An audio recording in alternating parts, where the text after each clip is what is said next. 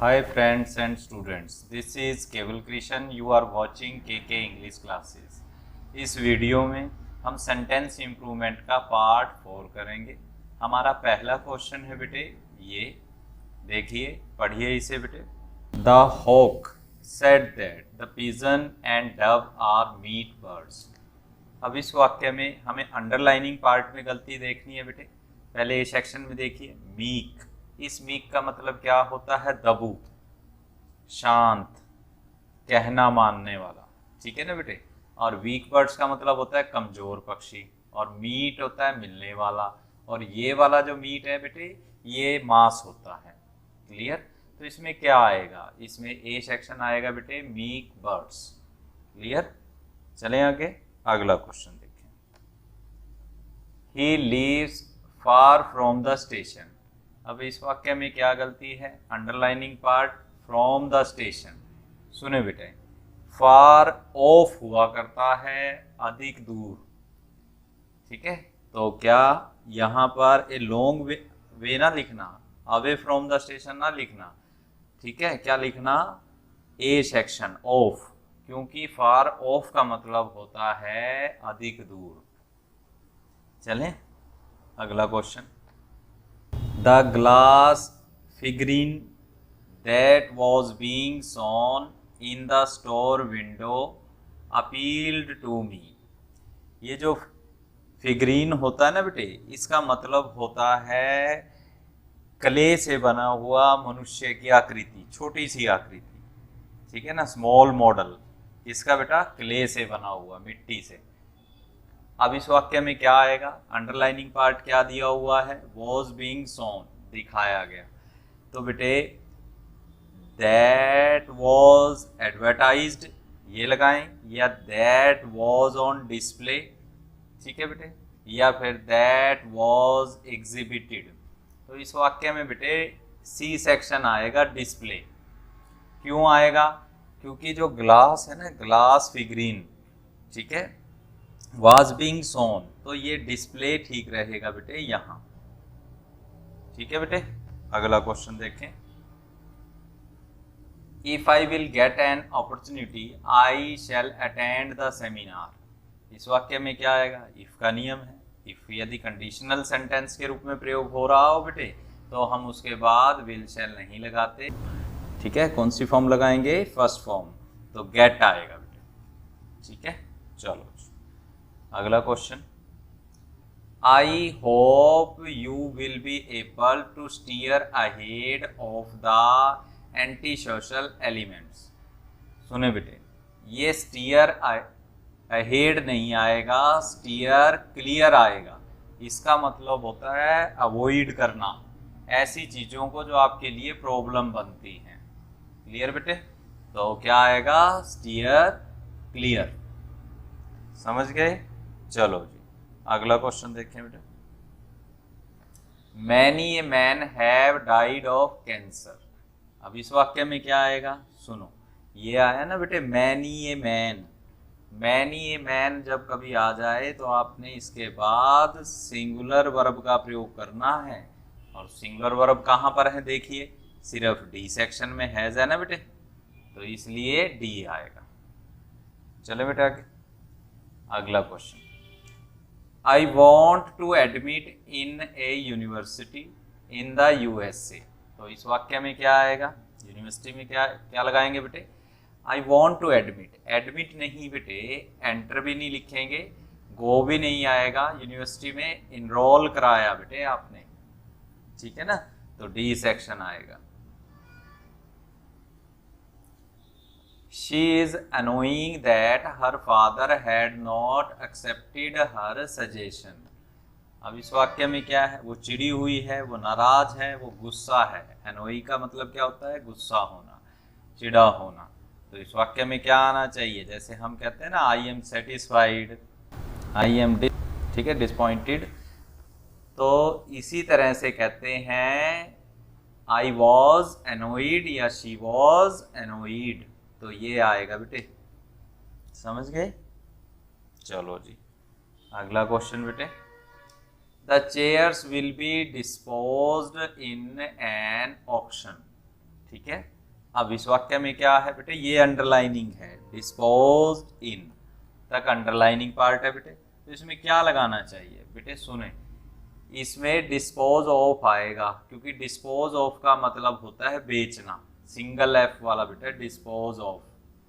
Clear, समझ गए, B section आएगा।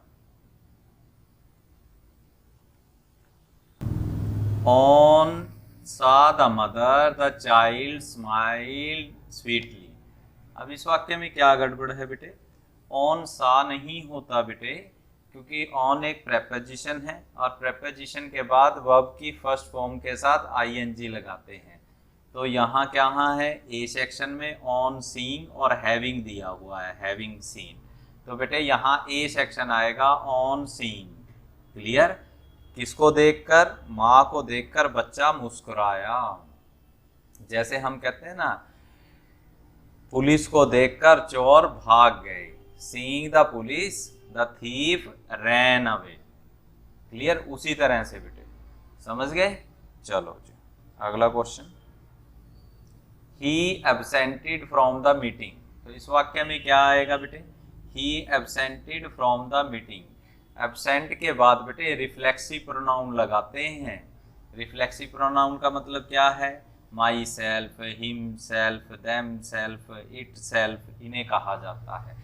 तो पहले क्या आया हुआ है, ही, तो ही का क्या है रिफ्लेक्सिव प्रोनाउन, हिमसेल्फ। आपने याद रखना है, एब्सेंट के फौरन बाद यदि ऑब्जेक्ट नहीं दे रखा तो हमें क्या लगाना पड़ेगा, हमें रिफ्लेक्सिव प्रोनाउन लगाना पड़ेगा। ऐसी कुछ वर्ब्स होती हैं बेटे, जैसे अवेल, समझ गए ना, अवेल के बाद भी रिफ्लेक्सिव प्रोनाउन आता है। तो इसमें क्या सेक्शन आएगा, B, absented himself. I don't understand. Why did you not call me last night?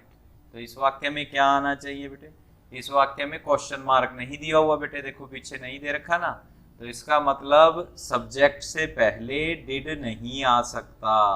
Clear, तो डिड नहीं है तो देख लो जिसमें कहाँ आएगा डिड, सब्जेक्ट के बाद।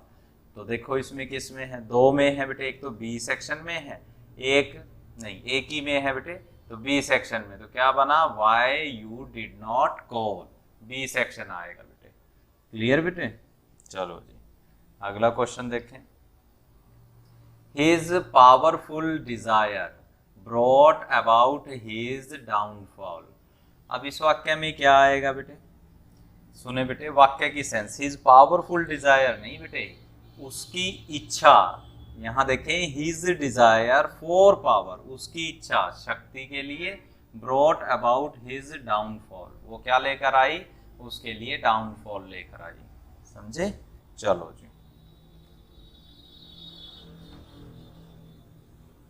The descent from the mountain peak was slow and painful. अब सुने बेटे, ए सेक्शन में दे रखा है डिसेंट। डिसेंट का मतलब होता है किसी पहाड़ी से उतरना, ठीक है, उतार यानी कि डिक्लाइन गिरना, डिक्रीज कम होना। तो यहाँ क्या, और जो ये दे रखा है बेटा डिसेंट, इस डिसेंट का मतलब होता है अच्छा। तो यहाँ क्या आना चाहिए, पहाड़ी से उतर रहे हैं ना, माउंटेन से, तो हम क्या लगाएंगे, ए सेक्शन, डिसेंट लगाएंगे बेटे। चलो, the conduct of many students are not what they should be. अब इस वाक्य में क्या आना चाहिए, the conduct of many students are not what they should be. Conduct of the students are कैसे आ गया, ये तो गलत हो गया, क्योंकि क्या है इसमें सब्जेक्ट क्या है, कंडक्ट है। क्लियर बेटे, क्योंकि ये सारा सब देखो कितना बड़ा है। तो आप लोगों को बताया था ना, जब सब्जेक्ट बड़ा सा हो जाए तो आप लोगों को क्या करना होता है, जो पहली प्रेपोजिशन है उससे पहले जो भी दे रखा है, यदि वो सिंगुलर है तो सिंगुलर वर्ब का प्रयोग, और यदि प्लूरल तो प्लूरल। तो यहाँ कंडक्ट सिंगुलर है तो इज आना चाहिए। आप देख लीजिए इज किस में है, एक तो ए सेक्शन में है बेटे और एक सी सेक्शन में है। क्लियर बेटे, अब इनमें से कौन सा होना चाहिए वो चेक करें। यहाँ देखें बेटे, the conduct of many student, student many आया हुआ है, स्टूडेंट के पीछे ऐसे नहीं, ये गलत है, क्योंकि मैनी के साथ तो स्टूडेंट्स आना चाहिए। आना चाहिए ना। तो इसलिए कौन सा सेक्शन बना बेटे, C section. The conduct of many students आ गया ना बेटे, students is not what it should be. ठीक है बेटे, तो इस वाक्य में कौन सा सेक्शन आएगा, सी सेक्शन आएगा। चले आगे, अगला क्वेश्चन देखें। Their friends will not last through long time. Their friendship है बेटे, will not last through long time। गलत बेटे, last through long time नहीं आएगा, ये एक फ्रेज है बेटे। क्या आएगा, last long। last long का मतलब होता है अनसक्सेसफुल। ठीक है, समझ गए ना बेटे। तो देखें, their friendship will not क्या नहीं होगी, सक्सेसफुल नहीं होगी। नॉट लास्ट थ्रू का नॉट लास्ट लॉन्ग का मतलब होता है जो सफल नहीं होगी। क्लियर, समझ गए। तो लास्ट लॉन्ग आएगा बेटे। चलो, she does not tell lies, doesn't she, ये टैग क्वेश्चन है बेटा। क्वेश्चन टैग आते हैं ना हमारे पास, तो उसमें क्या होता है, नेगेटिव वाक्य को क्या बनाया जाता है, पॉजिटिव। तो ये तो नेगेटिव या पॉजिटिव बनना चाहिए था, तो डजंट शी नहीं आएगा, डज शी आएगा। तो वो कौन सा है, बी सेक्शन बेटे। चले आगे, अगला क्वेश्चन देखें। Something is pretty hair that Vanita can wear to the party. तो इस वाक्य में क्या आएगा, pretty hair. Something is pretty hair, तो अब इस वाक्य में क्या करेंगे, something hair is pretty, something is hair pretty, hair is something pretty. सुनो बेटे, यहाँ सी सेक्शन आएगा। क्यों आएगा, जिस प्रकार से हम देयर का प्रयोग करते हैं ना, देयर आर मैनी स्टूडेंट्स, इसी तरह से यहाँ here is something pretty that Vanita, ठीक है, can wear to the party. तो सी सेक्शन आएगा बेटे। Hitler was an absolute potentate. तो पोटेंटेट का मतलब क्या होता है बेटा, एक ऐसा शासक जिसके पास बहुत ज़्यादा शक्तियाँ हों। तो यहाँ ये नहीं आएगा, क्या लगाना है बेटे, हिटलर एक तानाशाह था, तो डिक्टेटर आएगा। The train was late for 50 minutes, तो क्या लगाया जाए, ट्रेन लेट थी कितने मिनट तक थी, बाय। तो यहाँ क्या लगाओगे, बाय आएगा, बाय 50 मिनट्स तक। ठीक है ना। चले, तो ये क्वेश्चन थे बेटे, आपको ये करने हैं। अच्छी तरह से इनकी प्रैक्टिस कीजिए बेटे, और ग्रामर बेसिस पर पकड़ बनाते रहिए। Thank you very much, bye bye.